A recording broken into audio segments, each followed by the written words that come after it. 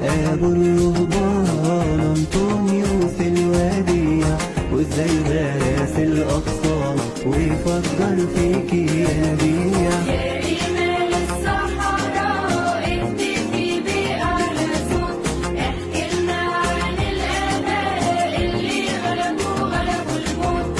احكي عن مولا العفيف أول وابو السواح، واحكي عن غابي سلويف وعن صلاته بإلحاح.